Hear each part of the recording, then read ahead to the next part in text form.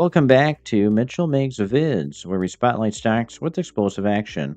I'm Mitchell, and today we're covering ASPC III Acquisition Corp, ticker ASPC, a blank check company formed to pursue mergers, asset acquisitions, or similar business combinations in high growth sectors.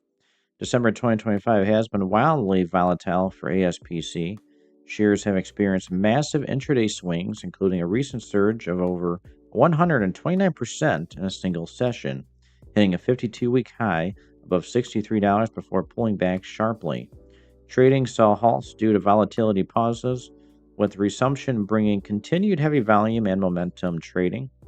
No major merger announcement yet, but the frenzy underscores classic SPAC speculation in a low float environment.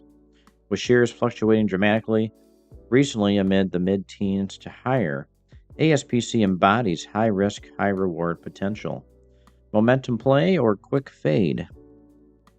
Share your thoughts below. Buy the volatility, hold or steer clear.